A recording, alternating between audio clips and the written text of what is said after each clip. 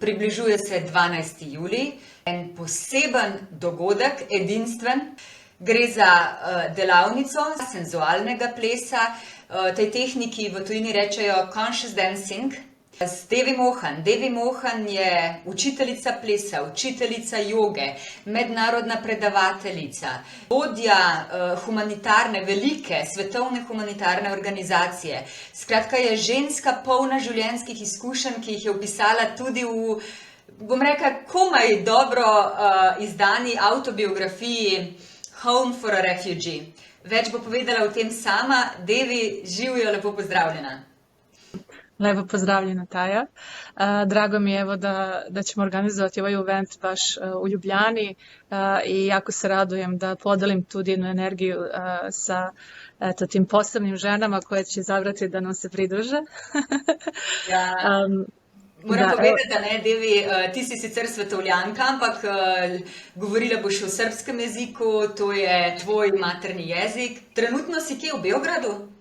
Trenutno sam u Walesu u Engleskoj, da, tako da evo baš jučer smo stigli u Englesku, tako da sad imamo malo neke proputovanja ovdje po Europi i nakon Italije ponovo stižemo u Sloveniju, pa uglavnom eto, u Sloveniji sam kad bude naš događaj. To bo bogat program, trajal bo cel večer, praktično ob 19. in končaš tam okrog 22, 23, potem bo še druženje.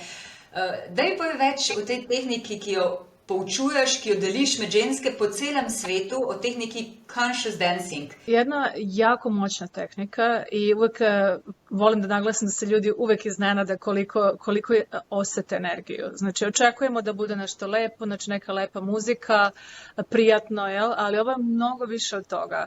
Radi se o jednoj moćnoj energizaciji naše centralne ose. I to je, naša centralna osa je ključni deo našeg tela za duhovni rast. Može se reći naše stepenice ka nebu. I dok plešemo, ja vodim učesnike programa gdje da se usmerava pažnja. Tako da to nije obično kretanje tela, obično plesanje, radi se poluzatvorenim očima, tu i tamo malo pogledamo, ali pažnja je kao unutra. Zato nije potrebno znanje neke specifične koreografije, nije potrebno biti profesionalni plesač. Ja? To je nestrukturisani ples, nema strukturu. Baš se radi o tome da se iz tela pusti, da se unutrašnje dete igra, da imamo svoj neki skroz prirodni izražaj u tom plesu. Ja?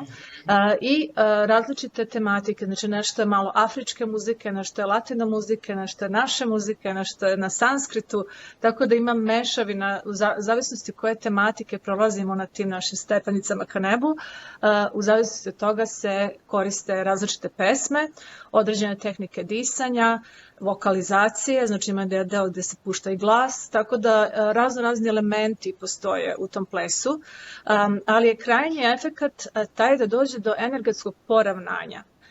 Tako da nam bolje radi intuicija, da imamo bolje samopouzdanje, da se više oslonimo na sebe iznutra, da smo stabilniji i također da smo duhovno istančaniji, da smo suptilniji. Ja?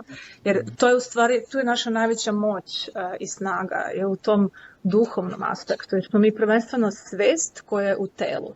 Telo je samo jedan aspekt našeg postojanja, fizički deo, ja? Ali mi smo prvenstveno svest. To je taj glavni dio.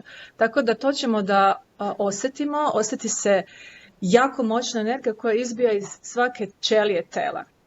Tako na kraju dođe do jedne kompaktne, moćne aure. Recimo, kad bi mogli da skeniram auru, bilo bi super, ali ja to već ne moram da uradim, jer znam taj osjećaj koji dobijete na kraju i to posle satima traje.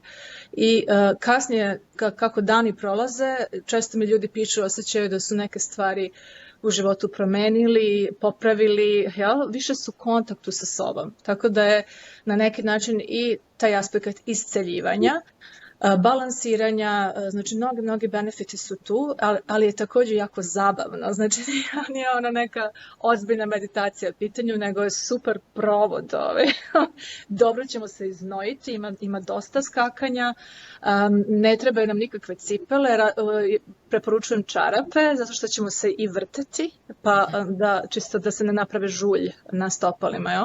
Tako da čarape su u pitanju i imat ćemo, znači prvo jedan, ovako sam ja osmislila taj program, prvo bi bio jedan uvodni deo gdje ću ja podeliti neka svoja iskustva i spoznaje. Ja imam 45 godina, ali sam jako imala intenzivan život, kao da imam 145, znači to je jednostavno puno toga mi se desilo u životu, mnogi usponi i padovi i mnoge spoznaje.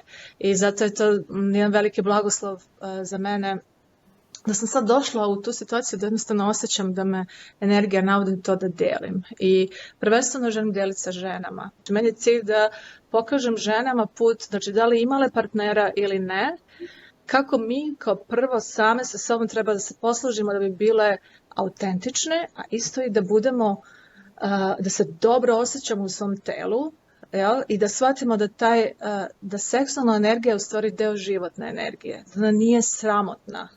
Ona nije sramotna i naša materica je najmoćniji deo našeg tela. Mi kao žene imamo jednu posebnu prednost nad muškarcima, a to je upravo sve ono što nam daje naša materica. Iz nje izlazi sva naša inspiracija, snaga, kreativnost, intuicija, znači sve je tu iz tog dela tela, tako da ćemo posvetiti malo više pažnje tom delu tela.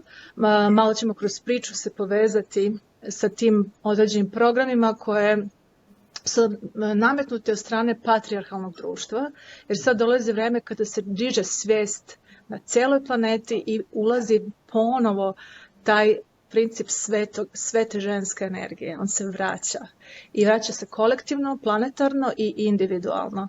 I sada je stvarno pravo vreme da mi kao žene se nađemo u jednom posebnom prostoru koji si kreiramo, koji je intiman, gdje možemo se osjećati slobodno jedna sa drugom, da utkamo, svako će da utka svoju energiju, jel? Ne radi se samo o meni, ja samo sam jedan instrument koji vodi, jel? Ali svaka žena koja bude prisutna će vidjeti da je ona učestvuje aktivno u stvaranju te jedne moćne grupne energije u kojoj ćemo svi uživati i koja će nam puno toga dati.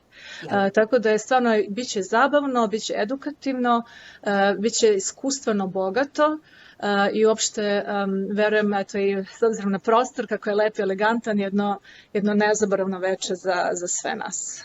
Ja, pravzaprav se lahko veselijo ženske, ki bodo prišle tudi tvojega predavanja. Ne? Vendar si ženska polna izkušenj, ki si jih opisala v svoji knjigi in o katerih tudi zelo, zelo odprto pripoveduješ. In mislim, da je to lahko eno res močno, motivacijsko, navdihujoče predavanje, ki ga potrebujemo vsak na svojih poteh. Ne? Tako kot si rekla, čas je tukaj, da prebudimo spet to žensko moč, čutno žensko, ki uživa v svojem telesu, žensko, ki uživa v svoji duši, povezavi s svojo dušo in tako naprej. In to se bo dogajalo 12. julija zvečer. Hvala ti. Hvala tebi, jako se radujem događaju i eto napred se zahvaljujem svim ženama koje odluče da budu sa nama na te posebnoj večeri.